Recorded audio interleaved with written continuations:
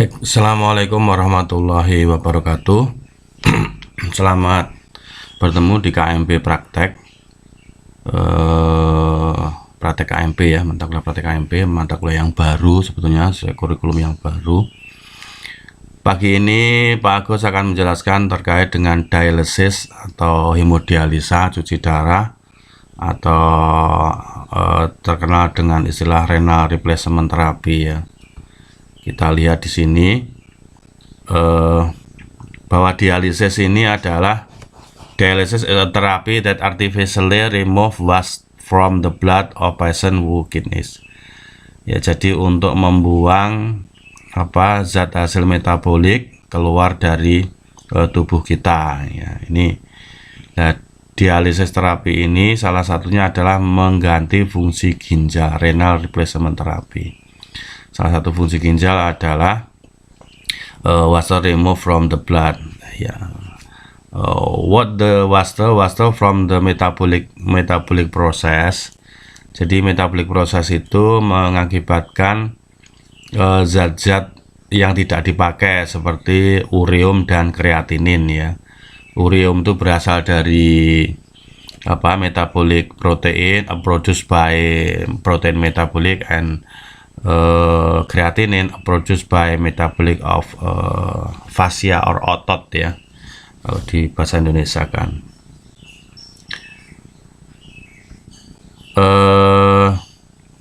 Can no longer perform this, and then ini ya, there are two main types of dialysis. Ya, dialisis itu ada dua, hemodialysis and peritoneal dialysis. Ya, tekniknya adalah ini memasukkan darah dari arteri ya menuju filter ya.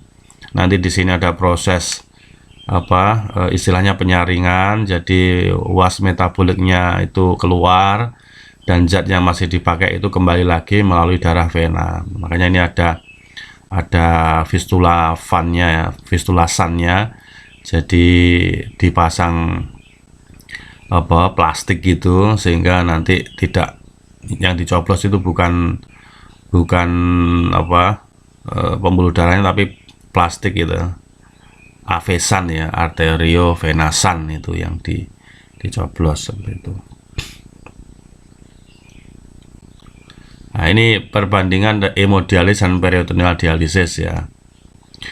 In hemodialysis, blood is filtered outside the body in a dialysis machine. Jadi dalam hemodialisis itu darah itu difiltrasi di luar tubuh kita, jadi dikeluarkan dulu darahnya, masuk mesin, terus kembali ke mesin ya.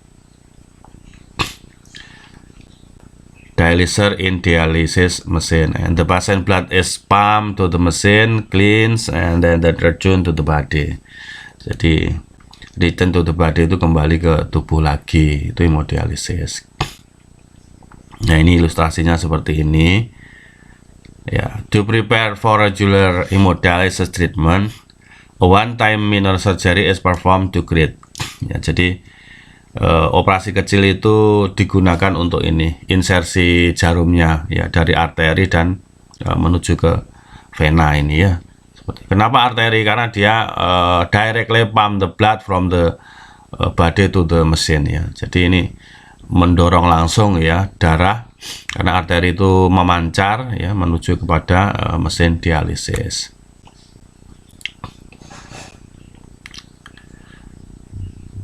A vascular access, which is essentially a large and strong vein ya, large and strong vein, jadi vena yang besar dan kuat, enough to sustain ya.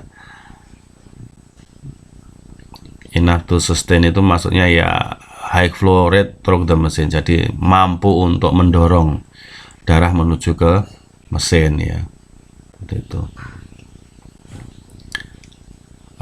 This can be accomplished by passing an artery to a vein, forming a so-called fistula. Ini bikin fistula nih, ini contohnya fistula nih ya. Jadi ini vena, ini arteri ya. Ini insersinya ya, ini grafnya ya. Atau ini ada juga model seperti ini langsung ke jantung ya. When inside the machine, blood flow within tiny tubes are surrounded by a dialysis solution ya. Ini darahnya, ini model filtrasinya seperti ini ya. Jadi ada sistem difusi, osmosis ya. Terus ini akhirnya molekul yang besar itu terus molekul yang kecil akhirnya keluar ya. The wall such water, nitrogen, watts, and electrolyte to pass through. Jadi air, nitrogen ya yang nggak dipakai dan elektrolit keluar ya, keluar dari mesin filtrasi ini. Luar biasa ya pencipta mesin filtrasi ini. The filtration occur by osmosis and diffusion, where water and solute move from higher ya, dari to lower konsentrasi, dari konsentrasi tinggi ke rendah ya, dia mengalir.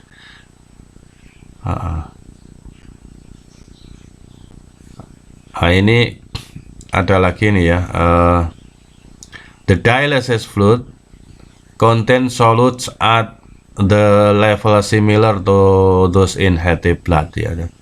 Jadi cairan dialisis itu isinya adalah air elektrolit ya, hampir sama dengan ini darah yang bersih ya, seperti itu. Jadi di sini nanti mengalir darah ya, healthy blood ya, cairan dialisat namanya ya. Cairan dialisat itu mengalir yang akhirnya nanti mengambil ya darah-darah yang waste tadi, kotor-kotor tadi untuk dikeluarkan dari tubuh. Urea, potasium ya, level in patient blood itu keluar semua ya. Potasium itu kalium ya, natrium. Potasium itu kalium ya, natrium itu sodium ya, nama lainnya. At the same time, other substance can be added to the dialysis fluid to be administered. Biasanya juga ditambah dengan cairan-cairan ya untuk ditambahkan ya sesuai dengan instruksi dokter. Dokter apa? Biasanya dokter spesialis penyakit dalam, subspesialis ginjal ya. Seperti itu. Water, urea, ini ion kalium atau potasium tadi dikeluarkan ya. Karena kelebihan air itu mengakibatkan udem, kelebihan urea itu ada urea frost ya, yang saya jelaskan kemarin di KMB ada mungkin ya, di ionnya itu, K plusnya itu, kaliumnya itu keluar. Itu kalau kelebihan kalium bisa terjadi hiperkalemi ya, membahayakan pada kontraksi jantung, bisa tachikardi sampai ini ya, tachikardi, terus terjadi hiper ya, kontraksi jantung sampai terjadi aritmia ya, flutter sampai aritmia ya. Flutter itu getar saja, aritmia itu sampai tidak ada pergerakan jantung. Ya, ini ion-ionnya keluar ya. Jadi akhirnya ini bikarbonat disuntikkan ya untuk menjaga supaya tidak terjadi ketidakseimbangan asam basa ya, to compensate for its slow production by the vialing kidney and certain medication ya, untuk mencegah supaya tidak terjadi kegagalan ginjal ya dengan pengobatan yang tepat ya, seperti itu. Ini hemodialisis ya, to compensate its ya, ini ya, to compensate for its low production by the vialing kidney and certain medication itu ini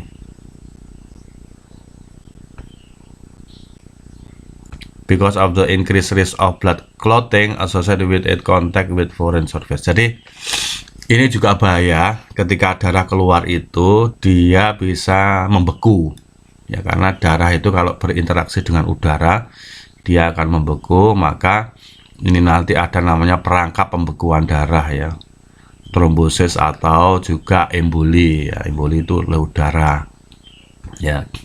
Dikasih apa supaya nggak membeku? Dikasih antikoagulan atau obat anti pembekuan darah ya, such as heparin ya, bisa ditambahkan ya, usually added.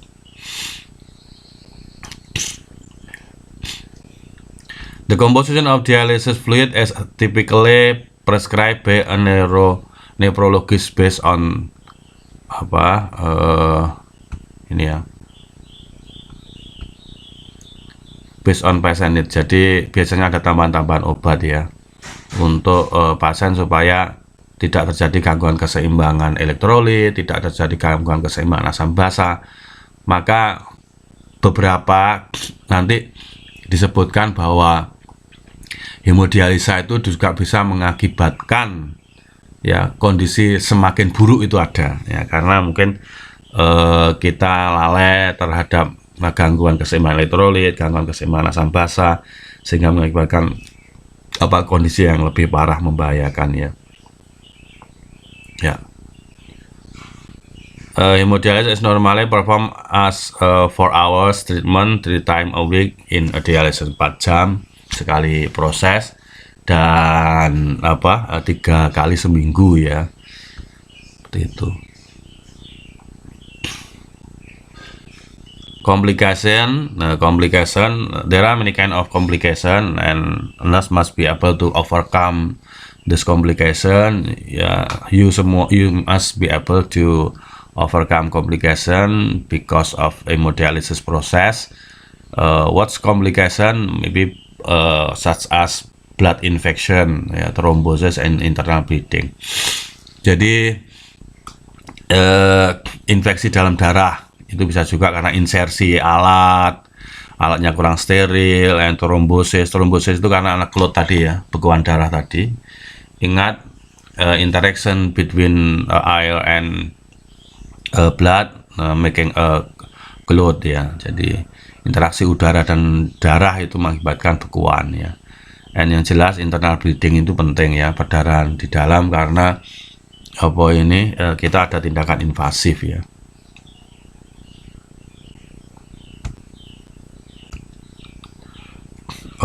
Trombosis, internal bleeding, antikoagulan itu penting.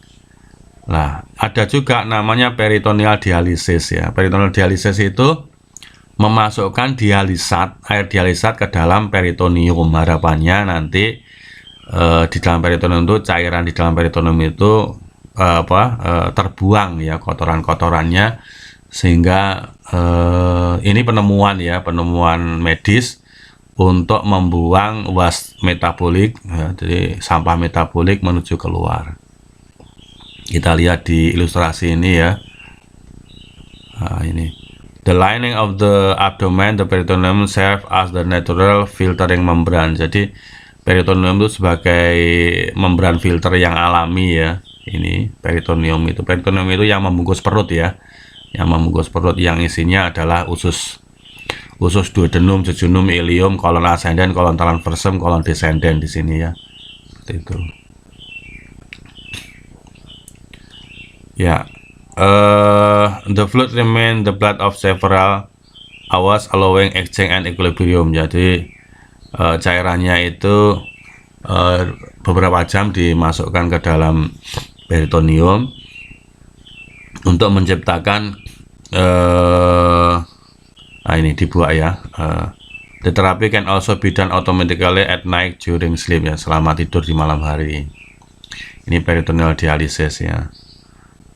Less effective than hemodialysis, but because it can perform ya, ini for longer period of time, the result is comparable ya, bisa dibandingkan.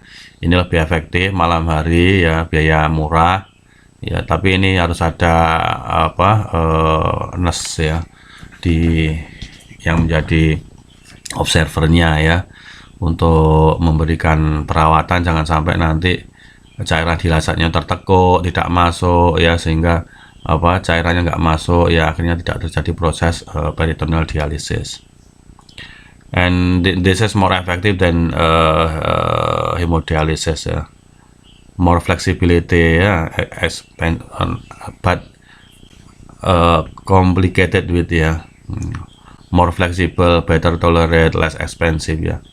Lebih murah. Abdominal infection itu yang menjadi menjadi perhatian kita ya. Oke, abdominal infection. Oke, I think that's all. Thank you very much. That is differences between hemodialisis and peritoneal dialysis. Ya, nanti ada diskusi-diskusi lanjut ya dengan Pak Agus. Semoga bermanfaat ya. Nanti saya upload di YouTube. Nanti kalau ada pertanyaan bisa di sana. Terima kasih. Thank you very much for your attention. Assalamualaikum warahmatullahi wabarakatuh.